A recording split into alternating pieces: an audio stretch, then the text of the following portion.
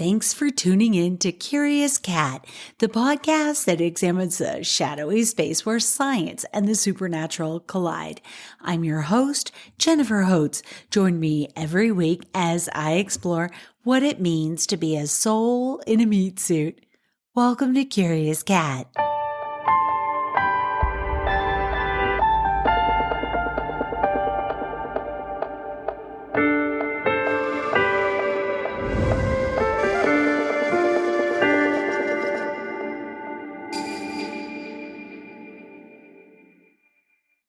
Have you ever seen a ghost for yourself? Curious to experience a sighting, but it's never quite lined up for you? Or are you one of roughly half of the population that flat out doesn't believe? I had a spirit call out Mama in an old London hotel one night. I woke up fully to see the ghost of a little girl in a white dress standing beside my spot on the bed. In a cab ride to Heathrow days later, my kids said a white orb had been following me around the room the entire stay. I added the detail of my ghostly visit to my Travelocity review of the place. Ghosts and spirit contact, it goes back thousands of years. Have we gotten any better at it in that time? Let's get into it.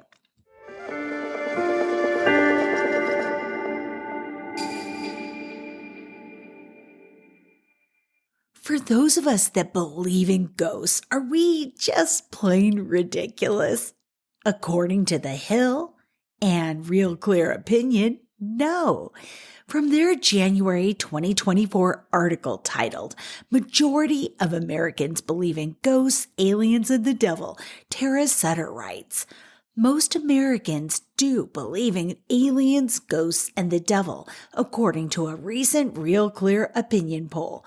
Among those surveyed, 57% said they believe in aliens, 61% believe in ghosts, and 70% say they believe in the devil, which is lower than the 85% who say they believe in God. Other findings in the poll include 80% of respondents saying that they believe that Jesus is God or the Son of God, and 85% saying they believe in heaven. Another 83% say they believe in miracles, though most reject the existence of witches and reincarnation. More than 70% of Americans believe in hell. Self-reported belief in God is highest in the South at 89%, followed by the Midwest at 85%, Northeast at 83%, and the West at 81%, said Real Clear's Spencer Kimball. The high belief in spiritual topics appears to be in line with a recent survey from the Pew Research Center, in which 7 out of 10 adults say they were spiritual in some way. Here are a couple more facts I found from Google.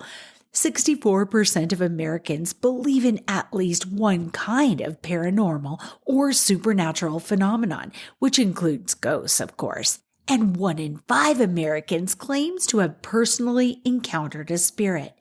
One writer asks, are ghosts real? A social psychologist examines the evidence, written by Barry Markovsky of the University of South Carolina. Markovsky said this in an article for The Conversation. Distinguished Professor Emeritus of Sociology, Barry Markovsky looks at people's beliefs in ghosts. Madeline, age 11, from Fort Lupton, Colorado, asks, is it possible for there to be ghosts? Certainly, he answers, lots of people believe in ghosts, which I define as a spirit left behind after someone was alive and has died.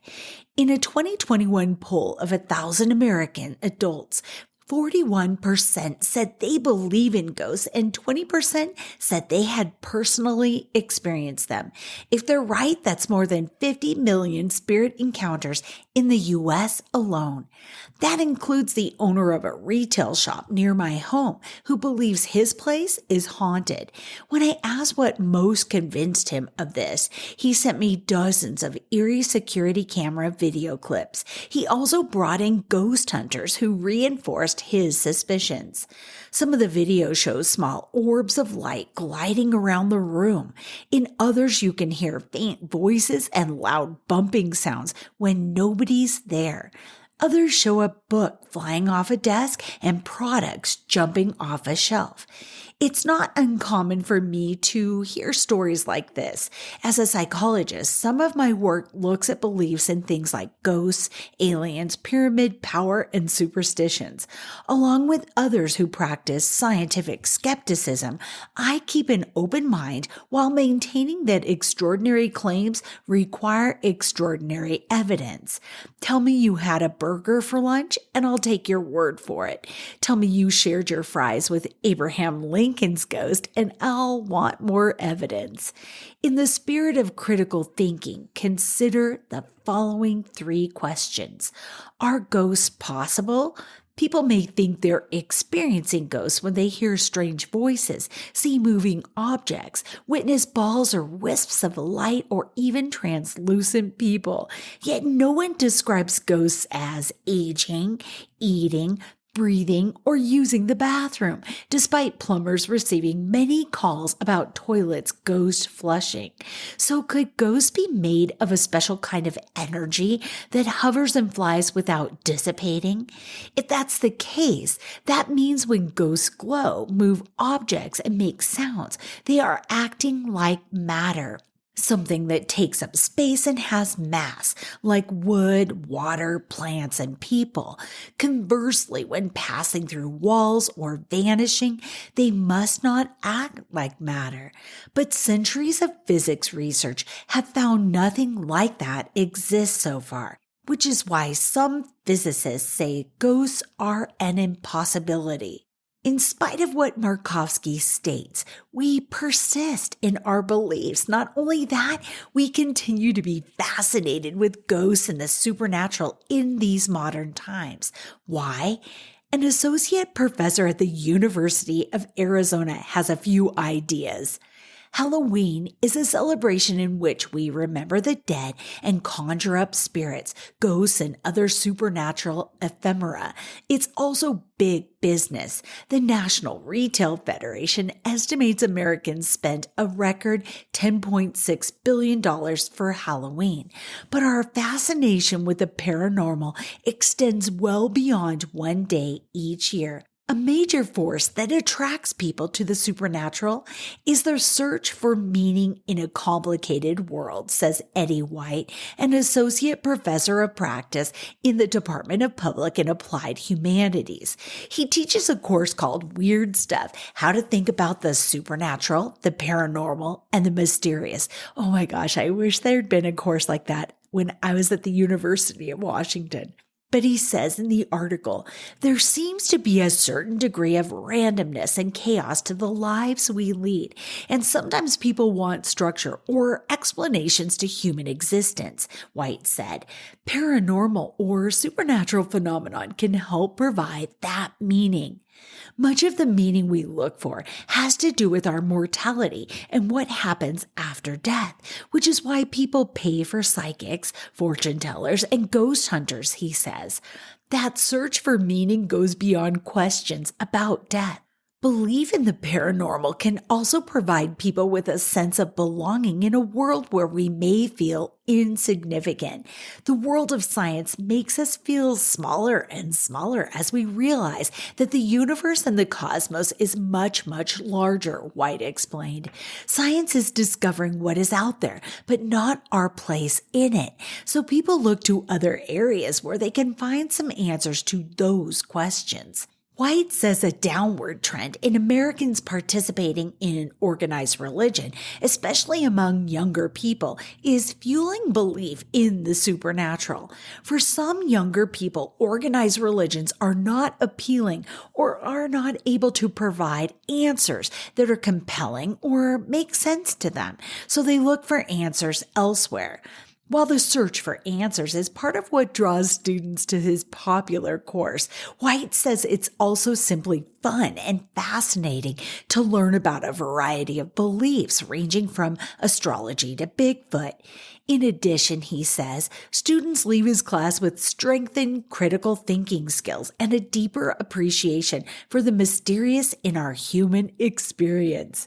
Our fascination with the supernatural is not always rooted in deep-seated questions about life and death, says Jerry Hogel, University Distinguished Professor Emeritus of English.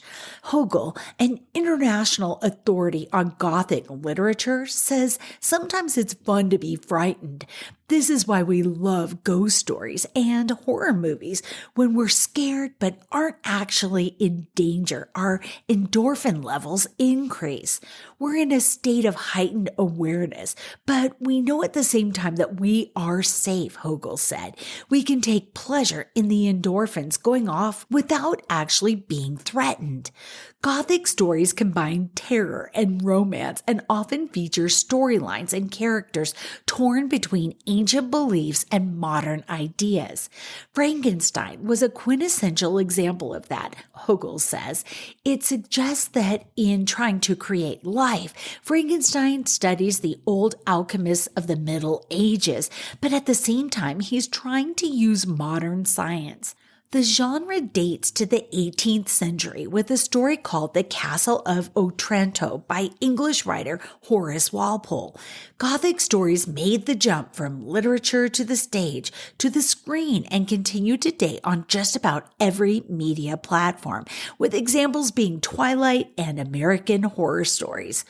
Monsters, Hogel says, tend to reflect the fear of things that we want to keep separate being together, like life and death or magic and science. He says those kinds of discordant elements often reflect the historic times during which Gothic stories surged in popularity.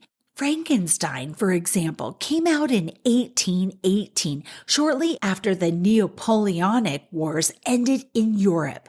While times change and technology evolves, Hogel says, there are common threads to how these monsters enter our lives. Author Mary Shelley wrote Frankenstein in response to a challenge from the poet Lord Byron during a gathering at his villa in Switzerland in 1816. John Polidori, Byron's personal physician, answered the challenge by penning the vampire. Nearly 200 years later, in 2009, a challenge posted on the Something Awful online forum challenged people to create paranormal images. Forum visitor Eric Knudsen created black and white images of children being watched by a spectral figure that he called the Slender Man. That character has gone on to be featured in video games and a feature film. And I have to inject, it was also the impetus to a murder. Do you remember that? The Slender Man harkens back to Frankenstein and vampires by creating an icon that embodies our fear, Hogel says. He adds that it also uses another popular and effective tool of the Gothic story creator, the fear of the unseen. There's the implication that something is out there, and the viewer and the characters are invited to project into that otherness all of their fears.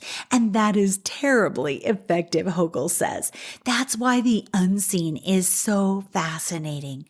Whether you're looking for your place in an ever-expanding universe or just looking for some frightening fun by simultaneously binging horror movies and fun-sized Snicker bars, Hogel says fear of and fascination with the unknown is a natural human impulse.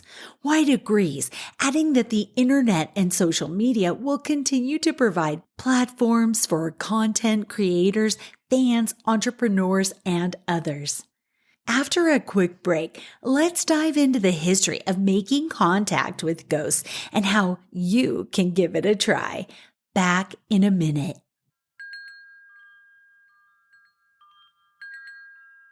Hi, I'm Derek Condit with Mystical Wares.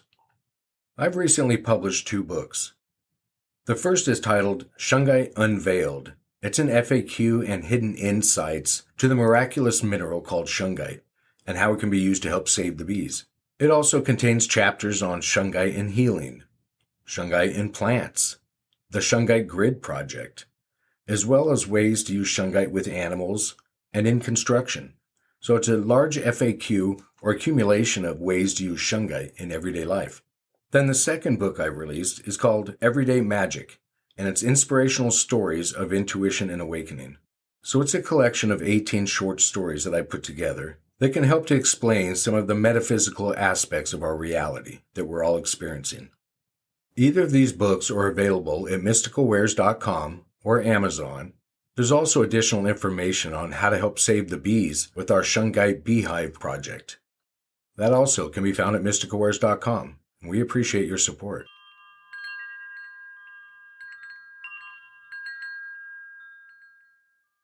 Welcome back.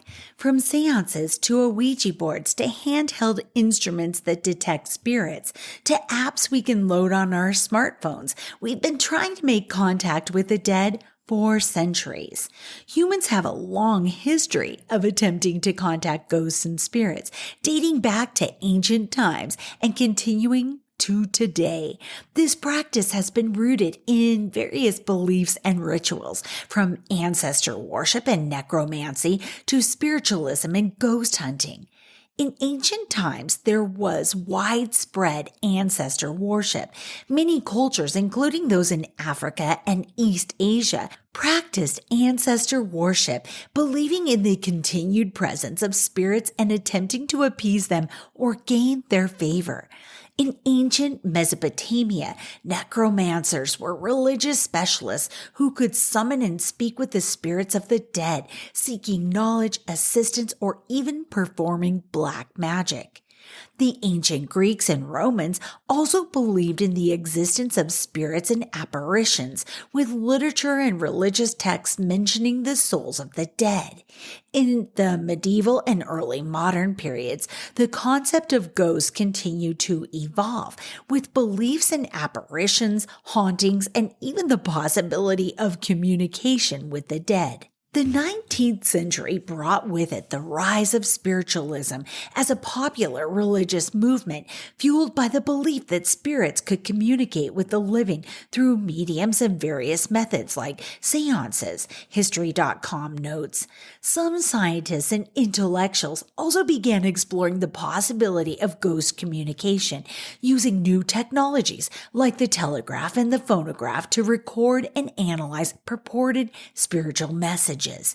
In the modern era, the belief in ghosts and the desire to communicate with them has persisted, leading to the popular practice of ghost hunting, which often involves using technology to record and interpret paranormal phenomenon called EVPs or electronic voice phenomenon. Yeah, the most recent wave of ghost communication involves using portable recording devices and other modern technologies like FLIR or forward-looking infrared cameras to capture and analyze potential voice recordings or capture heat signatures from the spirit world.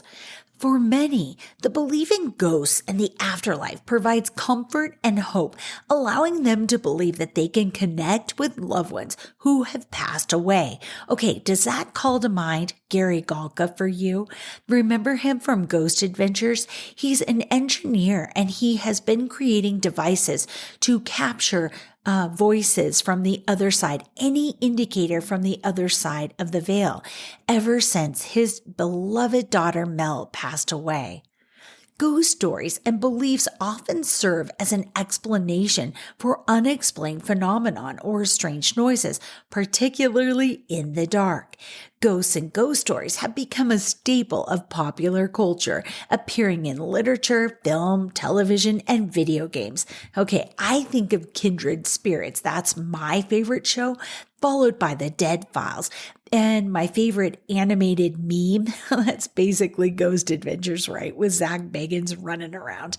It's probably a living example of the worst way to make contact. It's just, oh my gosh, it feels so aggressive. On the video game front, though, Luigi's Mansion is my family's favorite, followed by a not specifically ghost-related game, but it's haunting nonetheless for the Wii. It's called the Mystery Case Files, the Mulgrave Incident. And I found out that there's a bunch more games in that series. And so go to bigfish.com and you'll see you can download them to your computer. And you know what? I mentioned the video games. No mention of ghosts in video games would be complete without mentioning Boo and his enigmatic little giggle. It's so haunting but cute at the same time. So how do we contact ghosts? AI has a few methods for us to try, which I found fascinating. Finding evidence of ghosts involves using various tools and techniques, including research, collecting data, and utilizing paranormal investigation equipment. Ghost hunters often collect evidence by using devices like EMF detectors or digital thermometers and cameras, as well as conducting interviews and researching the history of potentially haunted sites. Number 1, research and preparation. Do some location research. Investigate the history of a suspected haunted location. Look for past events, stories, and accounts of paranormal activity. They give us some safety precautions. Always prioritize safety, especially in unfamiliar or isolated areas. And I'm going to add, don't go into no trespassing zones or private property without asking permission by the owners of that property. Consider researching the location's terrain before darkness falls. Conduct investigations with a team for safety and to provide a witness to any observed phenomenon.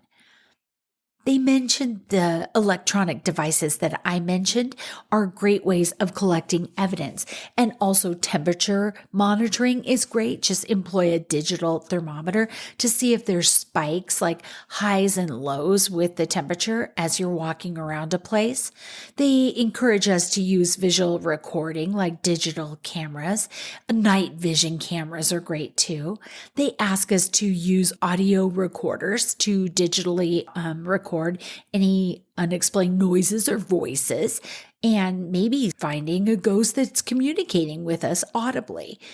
They also recommend maybe some dowsing rods like a pendulum, or we can use a Ouija boards, which, wow, that comes with a whole nother series of warnings, right? They say to document our findings, carefully document everything that we collect, all of our evidence, including timestamps, locations, specific observations, and different reports from the different people that were there when it happened. Analyze the collected data, look for patterns, correlations, and any evidence that suggests the paranormal were active. Also, consider alternatives because it could be a natural occurrence, it could be environmental factors, or it even could be psychological factors.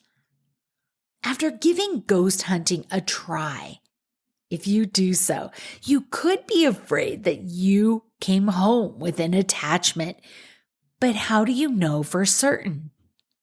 I found an article from Kurenai Takahashi titled Top 20 Signs You Have an Attachment and You Don't Know It that will clear up all your doubts. Oh, and if you want to print it out and tape it to your wall, follow the links in the show notes. Takahashi writes, have you ever felt like something invisible is dragging you down, but no one around you gets it? You wake up tired no matter how much sleep you've had. You're snapping at people you love. Your motivation is gone. Doctors say everything's fine, but deep down you know something's wrong. I've been there, and I've guided hundreds through it.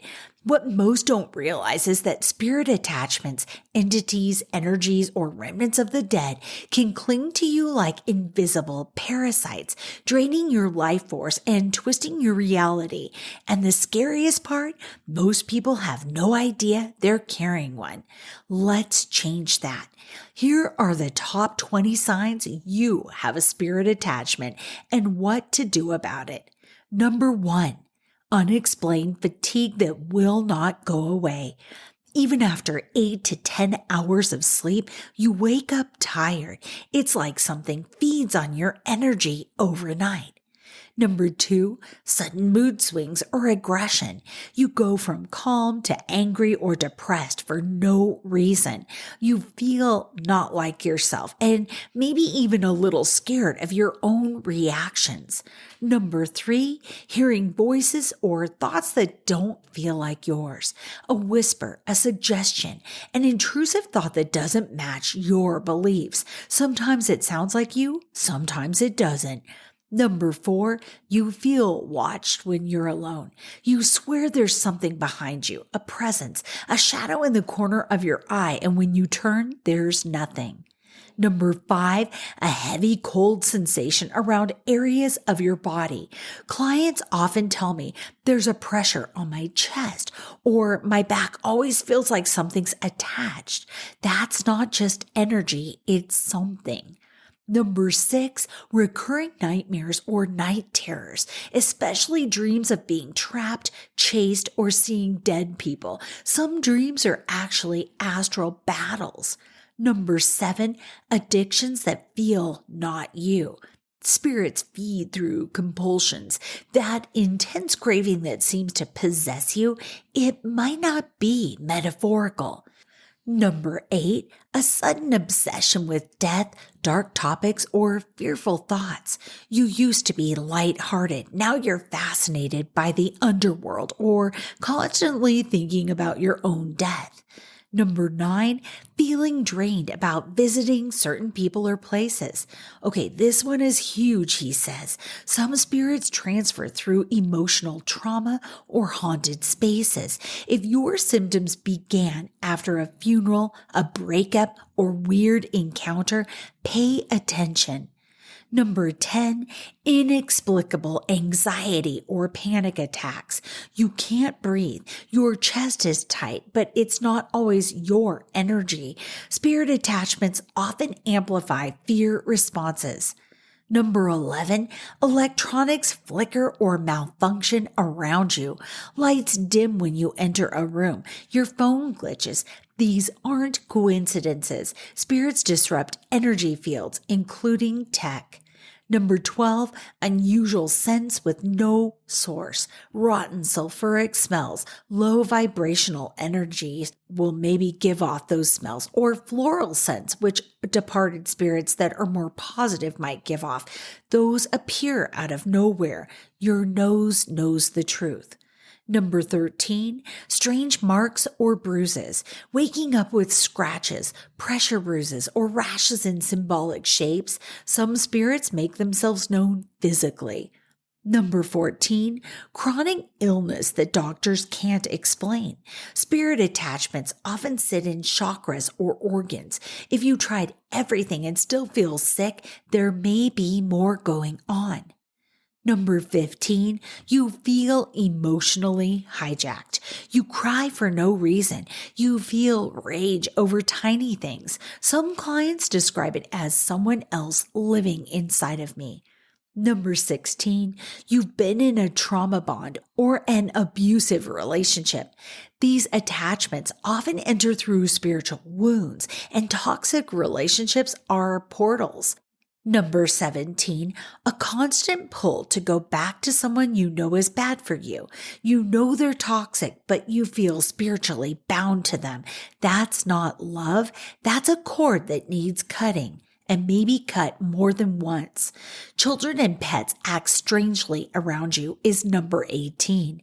Kids cry, pets avoid you or growl at nothing. They sense what you don't. Number 19, you hear your name called when no one's there. Chills, that feeling of being summoned. Spirits sometimes test boundaries this way. And number 20, you know something's wrong. You just know it. This is the biggest one. Your intuition is screaming. Your soul knows when something's off. Listen to it. He offers this. So what now?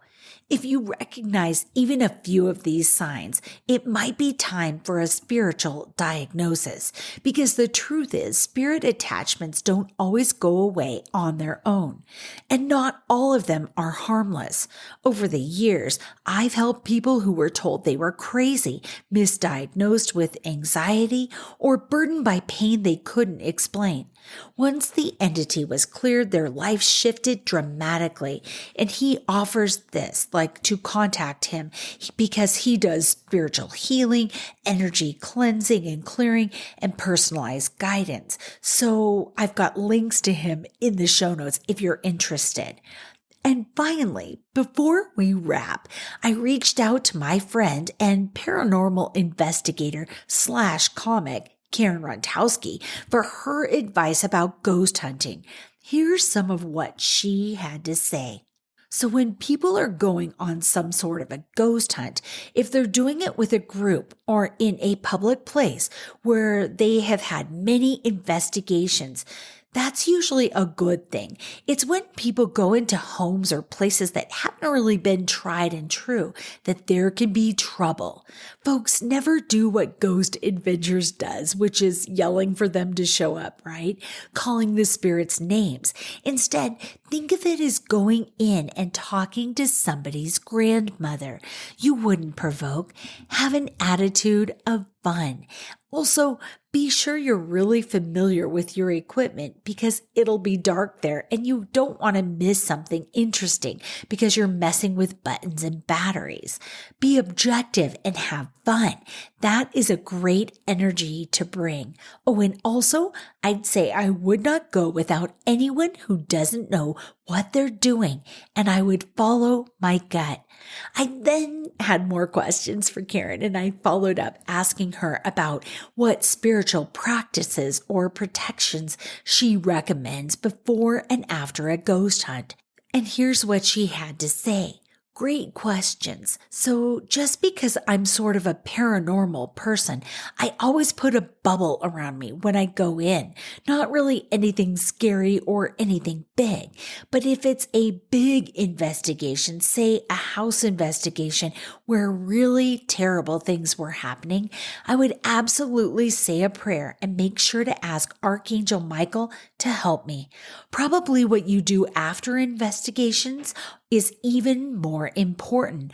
Always, always, always after investigations, say this: no one is to follow me home. Even if you had zero activity, you still say this out loud, that no one is to follow me home. Thank you very much. And some people will sage themselves. She tends to use Palo Santo more than she sages. So she says, yes, any little prayer or any sort of bubble of protection is great.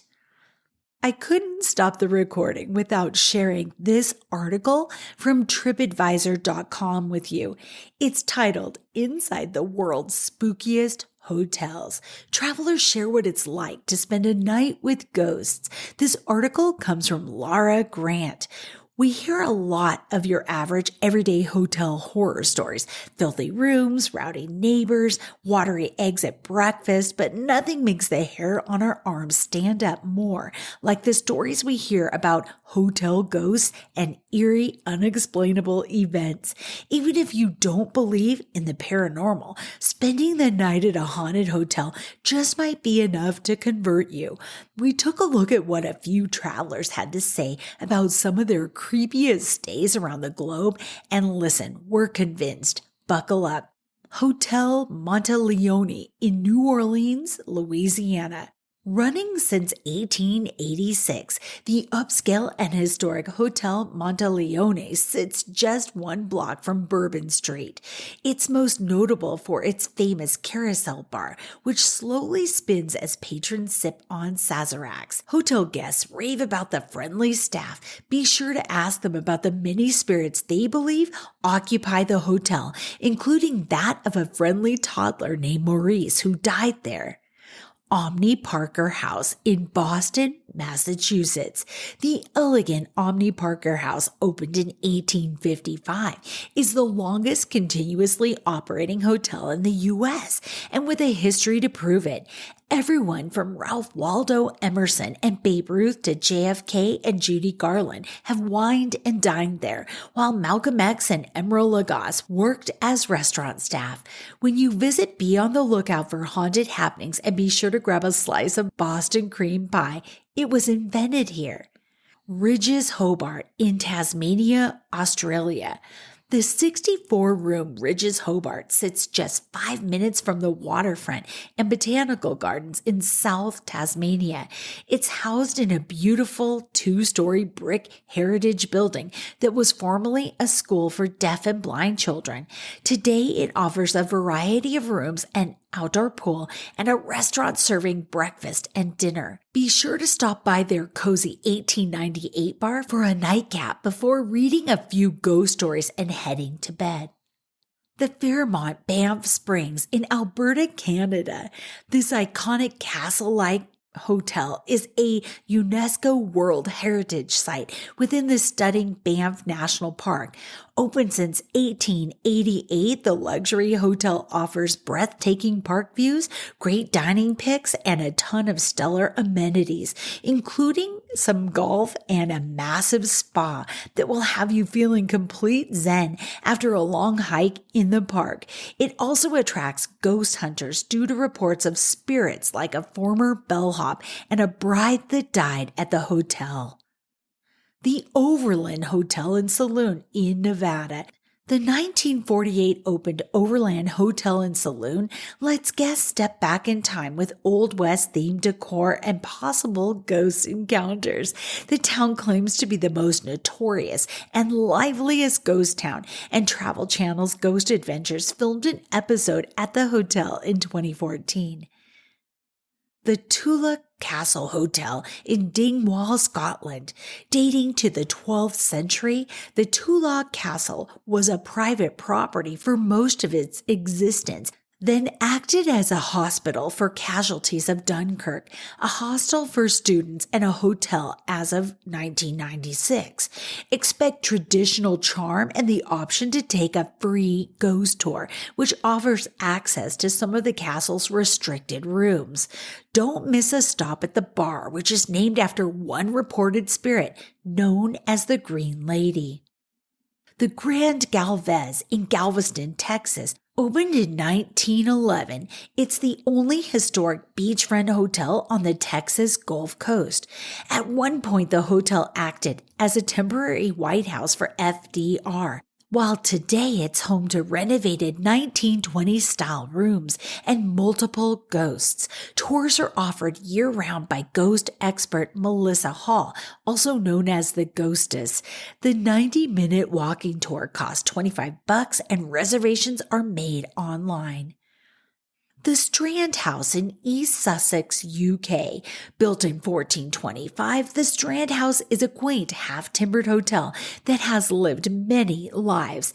Less than 2 hours from London by train, it originally acted as a farmhouse, then reportedly a brothel, a hospital inhabited by monks, and a workhouse. Today, its low ceilings, quirky details, and a mix of wood and brick materials add to its historic charm as a B&B. While there's not a ton to do on-site, travelers rave about the buffet breakfast and the occasional ghost sighting. The Marshall House, Savannah, Georgia. Built in 1851, the Marshall House acted as a hospital during the yellow fever epidemic in the 1800s and for the Union during part of the Civil War, helping it to earn its haunted status. I feel like it gets that from being in Savannah, just that alone. Okay, all of those descriptions of hotels made me want to travel. Traveling to go see a ghost or hopefully have a ghost experience. Maybe I would do the ghost tour, but I don't think I could fall asleep in a room that's notoriously haunted. Could you? Thanks for listening to Curious Cat. Until next week, stay curious. I love you.